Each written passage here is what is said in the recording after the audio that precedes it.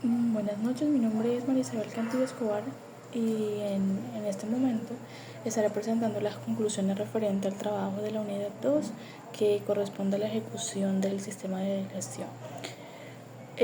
Sabemos que continuamos con el análisis, el estudio de caso propuesto de la empresa del sector eléctrico y en primera instancia pues tenemos que presentar las conclusiones referentes a la accidentabilidad del sector eléctrico acá en Colombia.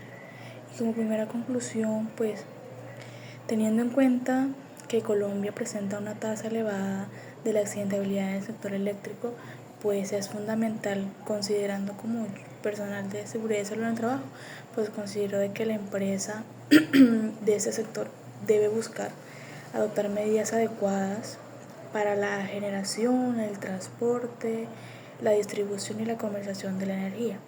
Por otro lado, si vamos al análisis de las estadísticas, pues dice que el 39% de los accidentes laborales en Colombia muchas veces son causados por el riesgo eléctrico. Por esa razón, pues es importante que los trabajadores tengan pleno conocimiento respecto a todo lo que conlleva trabajar en el sector eléctrico. O sea, concientización en primer lugar. Además, considerando que las actividades del sector eléctrico son consideradas actividades de alto riesgo, es necesario cumplir a cabalidad los parámetros o los lineamientos ofrecidos por la resolución 5018 del 2019, que es del sector eléctrico, donde está compilado todo lo que las normas que debemos cumplir o los estándares que se deben cumplir en el sector eléctrico. También además considerando también o debido a que la alta accidentabilidad del sector eléctrico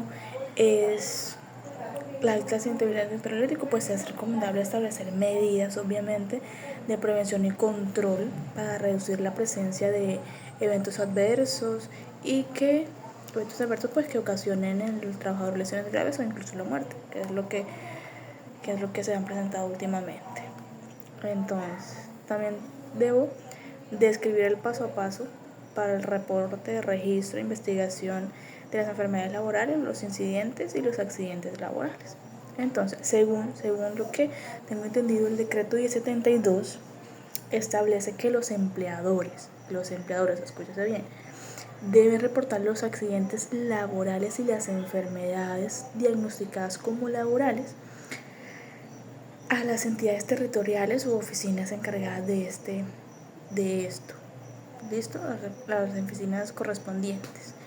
El reporte debe hacerse dentro de los 2 días hábiles seguidos a la ocurrencia del evento o en su defecto al diagnóstico de la enfermedad laboral. Pero para hacer énfasis y ser un poquito más concreto, pues vamos a hacer pasito a pasito. El reporte de la enfermedad laboral, pues así rapidito, dice que el empleado debe acudir al médico de su EPS para que éste dictamine si en sí el padecimiento de salud que tiene pues es una enfermedad laboral.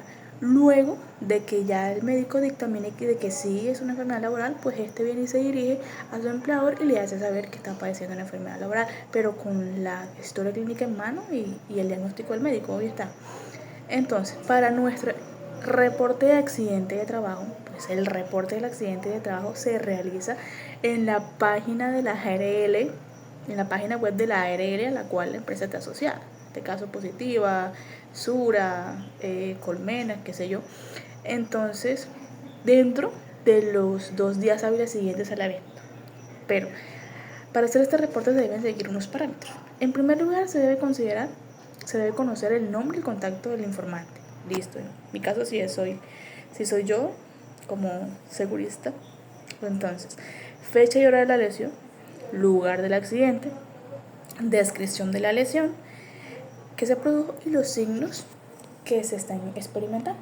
¿Listo? Otro pasito importante, la investigación. ¿Cómo así que se va a hacer un reporte? Uno tiene que investigar, pues obviamente, por qué se produjo ese accidente. Entonces, los pasos para la investigación del accidente pues son nombrar un equipo investigador. Ojo, que tiene que estar conformado por el personal de seguridad y salud en el trabajo, uno de la alta gerencia y un trabajador que presenció el evento. Entonces, luego se crea el equipo, se recopilan los datos, se analizan las causas del accidente, se redacta un informe, se hace una visita e inspección al lugar del accidente, se entrevista a las víctimas o a los que estuvieron ahí, que pueden dar testimonio verídico de los sucesos. Y por último, pues se hace un informe. El informe de la investigación debe redactarse, lo escrito en el capítulo 2 de la resolución 1401 del 2017, donde se reglamenta la investigación de incidentes y accidentes laborales. Listo, pasado esto, debía definir los mecanismos de vigilancia para las condiciones de salud de los trabajadores en la empresa. Para hacer esto, debo tener en cuenta los lineamientos de seguridad y salud en el trabajo del sector eléctrico. Y como revisando la norma 5018 de 2019, donde están todos esos parámetros, saqué como que los mecanismos. En primer lugar, se deben hacer inspecciones periódicas a las áreas de puestos de trabajo para verificar de que éstas sí están en óptimas condiciones, si están contando con los protocolos de seguridad y esto. Entonces, también se debe hacer verificación y monitoreo continuo del estado de la maquinaria, de las herramientas utilizadas en las labores diarias del sector eléctrico. ¿Listo? También se debe hacer el control del uso y manipulación de las herramientas y equipos defectuosos. Ojo, tenemos que estar bien atentos a esos equipos. O sea, las condiciones de los equipos y de las herramientas tienen que estar a cabalidad y en óptimas condiciones para la ejecución de las labores. También se puede hacer inspecciones, se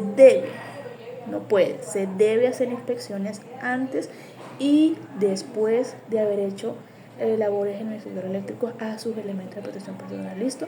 También se debe verificar el área donde se están realizando los trabajos, si es un área húmeda, si es un área, cómo están las condiciones climáticas que son relevantes en este campo para la ejecución de sus labores. También se debe hacer una señalización y demarcación a las zonas restringidas donde solo deben entrar personal autorizado. Por otro lado, también pues debían definir las medidas preventivas y de control para intervenir los peligros del sector eléctrico. En este caso vamos a nombrar algunos que son bastante relevantes en este sector, como son equipos y maquinaria en mal estado o deterioradas. ¿Listo? Entonces, pues la medida de intervención y control propuestas a la empresa es establecer un cronograma de verificación de estos equipos para contarles como medida de intervención. Para el peligro de arco eléctrico, pues se deben conocer las cargas máximas mecánicas que soportan cada una de las herramientas o de los equipos que se utilicen de acuerdo con las fichas técnicas. Y nunca, ten en cuenta que nunca estos elementos o estas herramientas se deben sobrepasar de la carga eléctrica permitida para ellos. En el caso de electrocución por elementos y herramientas deterioradas, pues la medida de intervención es que los elementos y equipos de protección personal, herramientas aisladas, deben ser almacenados, transportados, verificados y utilizados con mantenimiento acorde a lo establecido en la correspondiente ficha técnica que estos elementos traen. Por otro lado, para el peligro de descargas eléctricas se dice considerando como que para intervenir el peligro en su fuente, porque es un peligro vivo, y como último recurso tenemos los elementos de protección personal. ¿Listo? Entonces dice que los elementos de protección personal y equipos colectivos de seguridad deben ser certificados por los fabricantes, deben estar de acuerdo con las normas técnicas nacionales o internacionales como son la ANSI, así como los que apliquen a la producción contra el peligro eléctrico. Acá en Colombia, ahorita se me escapa, no mentiras, es el RETIE es donde encontramos todo eso. Entonces, que los equipos estén acorde a lo que especifica la norma como tal.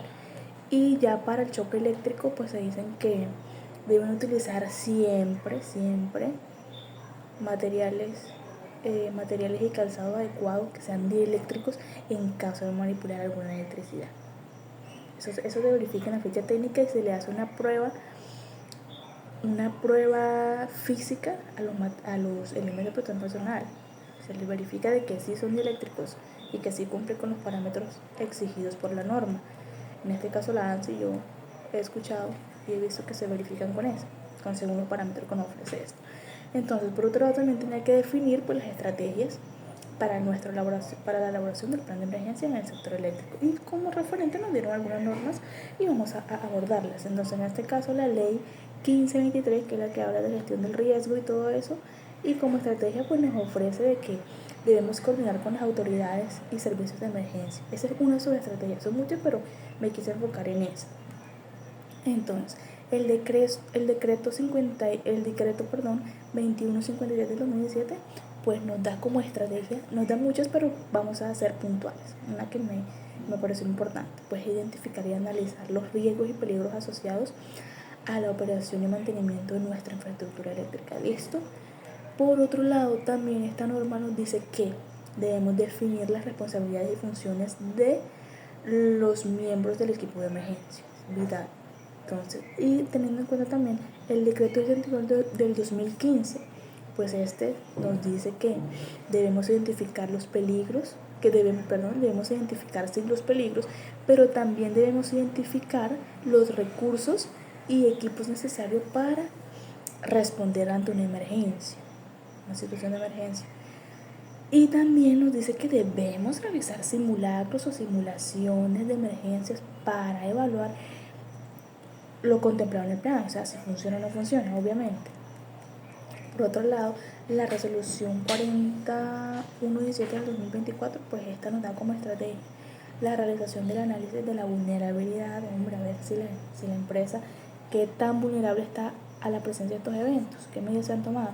Y también nos da las actividades de puesta en marcha del plan de emergencia. Esto es lo que conlleva todo el procedimiento de la ejecución de nuestro plan de seguridad y salud en el trabajo para el sector eléctrico. Espero que haya sido de utilidad y que me haya hecho entender. Buenas noches, profe.